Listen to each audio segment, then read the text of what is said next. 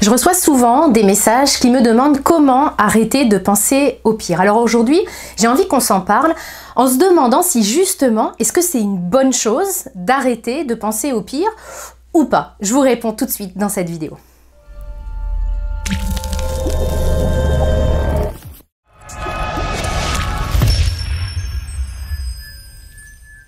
Bonjour, mon nom est Nathalie Martin, je suis coach en éveil de conscience auprès des hommes et des femmes qui veulent une vie remplie de sens et d'abondance à tous les niveaux.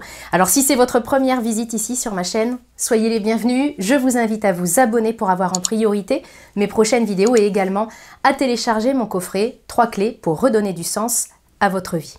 Aujourd'hui, comme je vous l'ai dit dans cette introduction, je veux que l'on s'intéresse à cette tendance, on pourrait dire une fâcheuse tendance, que nous avons en tant qu'être humain à envisager le pire. Alors on va se mettre à l'aise tout de suite, ça nous arrive à tous d'avoir le mental qui s'embarque, qui s'emballe, et puis qui imagine les pires scénarios, des scénarios catastrophes. C'est profondément humain. Pourquoi? Bien parce que notre cerveau est câblé pour ça. C'est-à-dire qu'à l'intérieur de notre cerveau, nous avons la partie la plus archaïque, la plus ancienne, qui est chargée de notre survie et de notre reproduction. Donc en fait, cette capacité à anticiper toujours la pire chose qui puisse arriver, c'est simplement un fonctionnement de notre cerveau, un câblage qui est prévu pour notre survie et notre reproduction. Alors maintenant, est-ce que c'est une bonne chose d'envisager le pire ou pas? Bien en fait, on va traiter, j'ai envie de vous parler des deux options parce que d'un certain point de vue, eh bien c'est utile de penser au pire. J'ai identifié deux raisons qui sont communément répandues.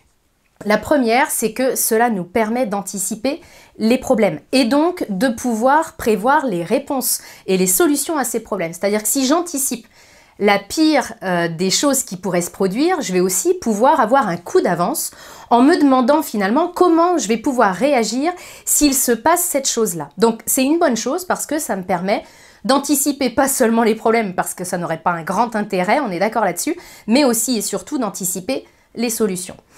La deuxième croyance que nous avons au sujet de anticiper le pire, c'est que ça permet d'éviter la déception. C'est-à-dire que si je me réjouis trop, c'est très répandu ça, hein, peut-être que c'est une croyance que vous partagez vous aussi, l'idée que si je me réjouis trop, eh bien je vais prendre le risque d'être déçu, alors qu'au contraire, si je prévois le pire, eh bien la surprise ne peut être que bonne.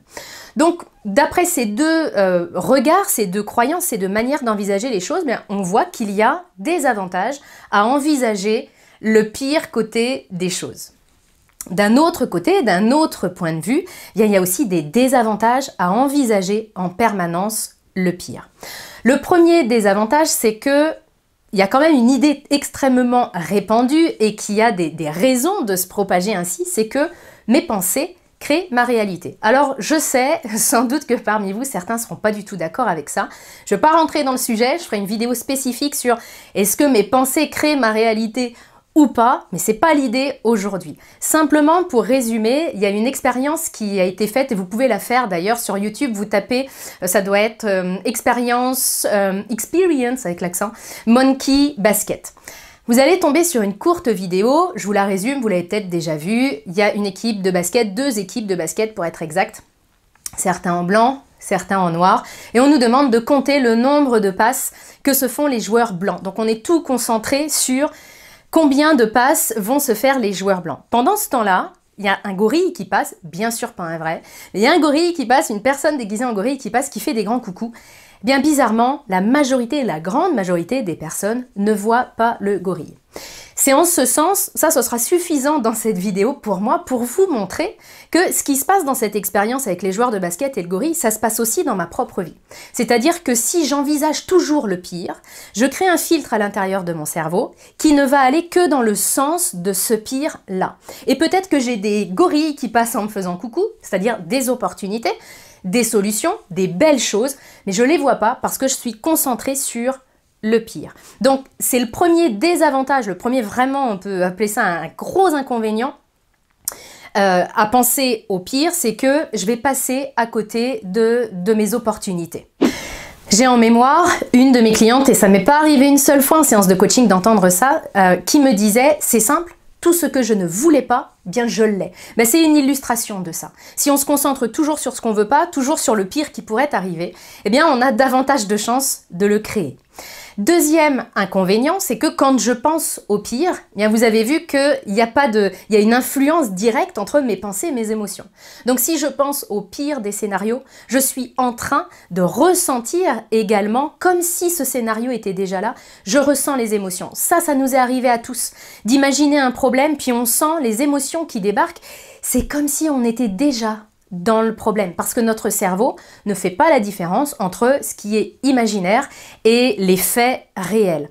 Donc le souci d'envisager le pire, c'est que je vais vivre un inconfort extraordinaire dans ma vie, des émotions, comme si le problème était déjà là. Il n'a même pas besoin d'arriver, je l'ai déjà ressenti. Je ne sais plus quelle personne connue disait que sa vie avait été remplie de catastrophes et de soucis dont la plupart n'étaient jamais arrivés. Mais c'est ça en fait qu'il voulait dire. C'est le fait que d'avoir pensé, d'avoir anticipé les pires scénarios, eh bien finalement ça lui avait fait vivre ça, vivre cette souffrance, alors même que finalement le scénario ne s'était jamais produit. Donc ça c'est un poids qu'on porte au quotidien et on peut se gâcher la vie, on peut se gâcher le moment présent et les petits bonheurs du moment présent simplement parce qu'on est en train d'avoir la tête qui se balade dans le futur avec le pire des scénarios possibles. C'est d'ailleurs pour ça certainement que beaucoup d'entre vous me demandez comment on fait pour arrêter de penser au pire, parce que vous savez bien que ça vous pourrit la vie et puis que c'est un poids et que même ça vous gâche des bons moments. Si vous étiez capable d'arrêter de vous projeter, eh bien vous pourriez davantage profiter de votre vie. Le troisième point que j'ai identifié, c'est que le fait d'anticiper toujours le pire scénario possible, eh bien, ça fait qu'on se sent complètement impuissant. Ça nourrit un côté de nous qui est un côté profondément humain aussi, puis duquel je vous invite à sortir le plus rapidement possible, qui est ce côté de nous qui a tendance à se victimiser, tendance à jouer au pauvre petit moi, qui a tendance également à paniquer complètement. Ça encore, on l'a tous vécu, on reçoit un mail, on apprend une nouvelle et on sent que ça y est, on rentre dans le mode panique, c'est-à-dire que même notre respiration, elle s'accélère complètement. Donc le fait de projeter ces scénarios catastrophes, eh bien ça peut nous faire paniquer à tel point qu'on n'est même pas capable d'envisager des solutions. On est tellement pris de panique qu'on n'est même pas en capacité de pouvoir réfléchir, raisonner, construire une vraie réponse, passer encore une fois en mode création et pas en mode réaction. Ça c'est un vrai coup du fait d'envisager toujours le pire. Alors on l'a vu dans cette vidéo. Il y a du bon, puis il y a du moins bon. Donc l'idée, et ça c'est vraiment mon point de vue, c'est de faire un mélange des deux. Comment est-ce que je fais ça au quotidien et comment je vous invite à le tester si jamais le cœur vous y appelle? Eh bien en fait, je visite le pire, mais seulement pendant quelques minutes. Parce que comme on l'a vu en première partie, il y a des avantages à envisager le pire, c'est qu'on peut se dire, bah tiens, si le pire arrive, comment est-ce que je vais faire? Ça me donne un coup d'avance parce que je sais que si le pire arrive, je mettrai en place telle ou telle solution, ou alors je m'aperçois que si le pire arrive, je ne sais pas du tout comment je pourrais faire. Déjà, je peux passer en mode création et anticipation en me disant, ok, il faut que je trouve une solution. Donc déjà, ça va me donner un coup d'avance. Deuxième avantage à faire ça, à anticiper le pire, c'est que on peut être amené à s'enlever la pression puis à prendre du recul.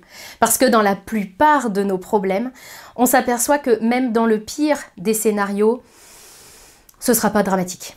Pour la plupart de nos problèmes, même dans le pire des scénarios, dans 10 ans, ça n'aura plus d'importance ce que je suis en train de vivre. Donc l'avantage de visiter et d'anticiper le pire scénario, c'est d'avoir un coup d'avance et dans certains cas, dans de nombreux cas, de s'enlever la pression. Mais une fois que j'ai visité ça pendant quelques minutes, le temps de me rassurer et de planifier, d'avoir notre coup d'avance justement, je reviens dans mon attente, mon envie, mon intention de créer le meilleur. Donc je vais me concentrer sur le meilleur, sur ce que je peux faire pour arranger les choses. Et également, un mot très à la mode en ce moment, je vais lâcher prise. Parce qu'il y a des choses sur lesquelles je n'ai pas de prise, donc il faut juste que je lâche et que j'arrête de tout vouloir contrôler. Donc en fait, ça c'est le compromis que j'ai trouvé pour utiliser les avantages des deux côtés. C'est vraiment aller visiter le pire pendant seulement quelques minutes et puis après arrêter de le regarder parce que sinon je me dirige tout droit vers lui. Et puis vraiment me concentrer sur comment je fais pour pouvoir créer le meilleur dans ma vie. C'est ce que je voulais vous partager aujourd'hui, puis j'espère que ça vous aide, surtout si vous avez cette tendance à envisager le pire. J'espère que ça va vous donner des clés concrètes pour utiliser ce câblage de votre cerveau, mais sans que ça vous porte préjudice. Et puis si cette vidéo vous a aidé, merci d'avance de la partager. En faisant ça, vous m'aidez vraiment à aider le maximum de personnes possible et je vous en remercie du fond du cœur. Je vous dis à très bientôt dans une prochaine vidéo.